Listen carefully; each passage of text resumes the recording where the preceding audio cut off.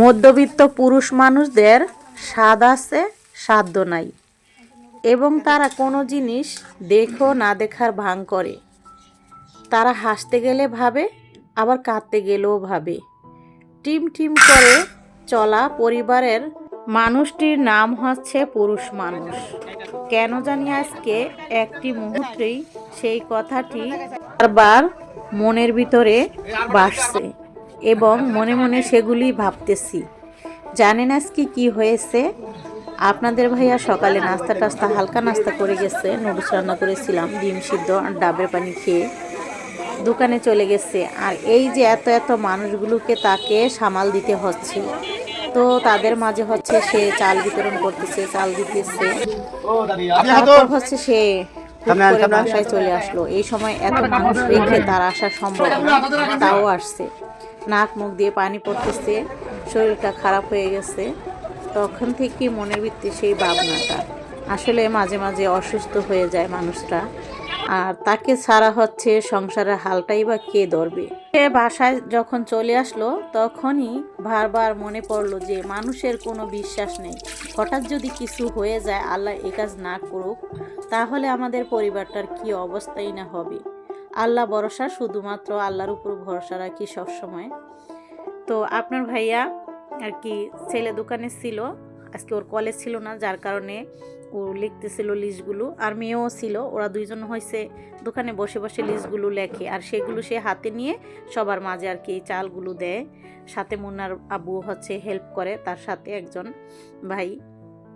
তো এইভাবে করে হচ্ছে এই মানুষগুলোকে সামাল দেওয়া, এরপর দোকান চালানো। বুঝিনি যদি বসা কাজ হয়, দোকানপাট হয়, তাহলে তো তারা কোনো দিকে বেশি একটা চলাফেরাও করতে পারে না, নড়াচড়াও করতে পারে না। কারণ দোকান যতক্ষণ খোলা থাকবে ততক্ষণ বিক্রি হবে, যখন বন্ধ হয়ে যাবে তখন বিক্রিও হবে না। এই হচ্ছে বিষয়টা। যাই হোক, আল্লাহ ভরসা, আল্লাহ আমাদেরকে যেভাবে রাখছে, আমরা যেভাবে আছি, পরিবারের একমাত্র মানুষই হচ্ছে আমার হাজব্যান্ড। যদি সে ভালো থাকে তাহলে আমরাও ভালো থাকবো আল্লাহর রহমতে। আর যদি আল্লাহ খারাপ চান তাহলে আমরা নিঃস্ব হয়ে যাব, কারণ আমাদের জমিদারি নাই যে সেগুলো বসে বসে আমরা খাবো। সম্মানিত দর্শক, আসসালামু আলাইকুম। আমি ফাতেমা বলছি নারায়ণগঞ্জ থেকে। সবাইকে ওয়েলকাম জানিয়ে শুরু করছি নতুন দিনে নতুন আরও একটি লাইফস্টাইল ব্লগিং ভিডিও। আশা করছি সম্পূর্ণ ভিডিওটি শেষ পর্যন্ত দেখবেন, ইনশাআল্লাহ ভিডিওটি আপনাদের কাছে ভালো লাগবে।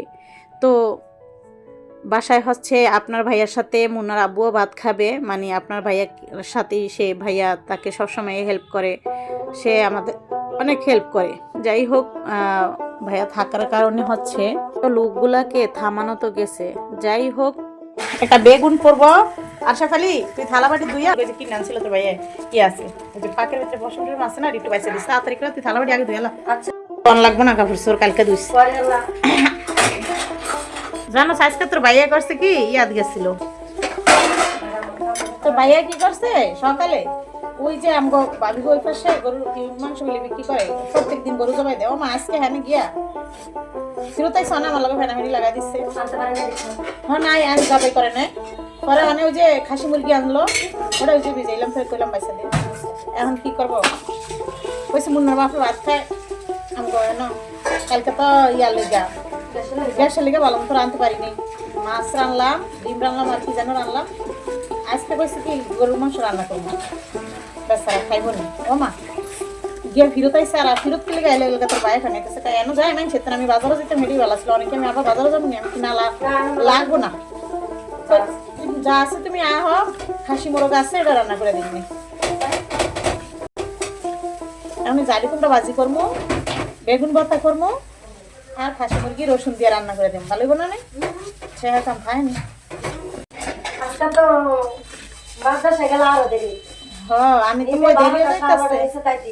আমি ওই যে ইয়াটাতে ফোন দিচ্ছিলাম তো তোর, আমি এই পাশে রান্না করতেছিলাম, কোটাকাটি করে নিলাম। শেফালি হচ্ছে এই পাশে যে ফার্নিচারগুলো অন্য রুমের আছে, ডাইনিং রুমের ফার্নিচারগুলো মুছতেছে, ঘরটর ঝাড়ু দিবে, ঘর মুছবে, আজকে কাপড় ধোয়া নাই।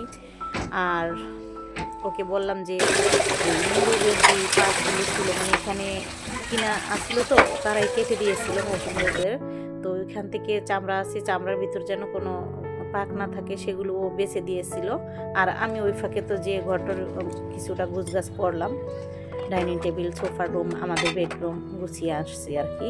তো এই পাশে দেখুন এখন আমি এই গোশটা বসিয়ে দিব। অলরেডি ভাজি আর বেগুন করে নিয়েছি ভর্তা করার জন্য।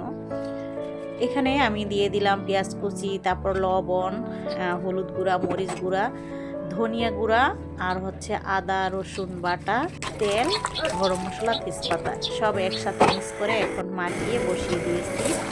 আর ভাতটাও বসানো হয়েছে, মানে ভাত বসানো না, ভাত আগে রান্না করেছি, ওটা সেঁক দেওয়ার জন্য বসাইছি, সেঁক দিয়ে নিয়ে নিব। আর এই তো এখন ভর্তাটা করলেই কিন্তু হয়ে যাবে, তবে তরকারিটা থাকবে। খাসি মুরগি রান্না করতে একটু সময় বেশি লাগে, কারণ এই মোরগটা অনেক বড় থাকে, শক্ত থাকে, যার কারণে গরুর মাংস মতো সময় লাগে। এটা খাওয়া ভালো, ব্রয়লার মুরগির চাইতে এই মোরগটা খাওয়া ভালো বেশি। তো এখানে দেখুন ভর্তাটা করে ফেললাম, একদমই লোভনীয় হয়েছে ভর্তাটা, তাই না? আপনারা সবাই আপনার ভাইয়ের জন্য দোয়া করবেন যেন সে ভালো থাকে, সুস্থ থাকে, কারণ আমাদের পরিবারে হাল ধরার মতো সে ছাড়া তো আর কেউ নেই। ছেলেটা এখন ফার্স্ট ইয়ারের পরে, ছেলে ছোট, আর মেয়ে, বড় মেয়েকে বিয়ে করে ফেলেছি, আর এখন ছোট মেয়ে আছে, পড়াশোনা করতেছে আল্লাহর রহমতে। সেও তো মেয়ে মানুষ, একদিন তো সে চলে যাবে, আর মেয়ে মানুষ তো ঘরে থাকবে, মেয়ে মানুষ তো আর সংসারে হাল ধরার মতো না। যাই হোক, আপনারা দোয়া করবেন। একদমই মনে করেন ওই সময় আমার বারবার মনে পড়ছিল যে আপনার ভাইয়া যে অসুস্থ হয়ে গেল, আর এত মানুষ, এত সংসারের ঝামেলা, আমরা তো বুঝি না, একটার পর একটা বায়না করি, ওইটা লাগবে সেটা লাগবে। আর আপনার ভাইয়ারও বাজার ঘাট হাত বড়, সে সব কিছু আমি করে চলতে পারে না, এই হচ্ছে আর কি। শেফালি বুড়ি কি করতেছে?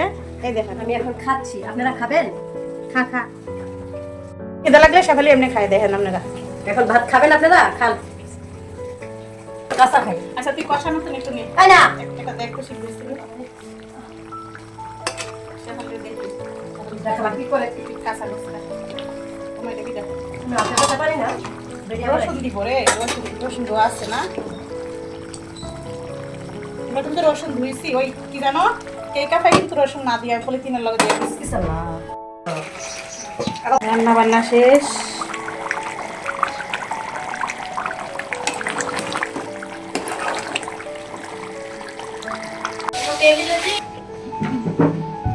এই তো এই ভাত বেড়ে রাখছি, মুন্না ভাত খাইবে, ওই মাংস ভর্তা আর কি।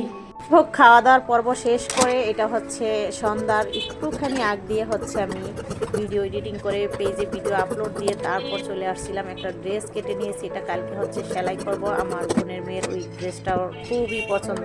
তো যাই হোক, একটু ডিজাইনেবল। আশা করছি ভিডিওটি আপনাদের কাছে ভালো লেগেছে। সবাই ভালো থাকবেন, আল্লাহ হাফেজ।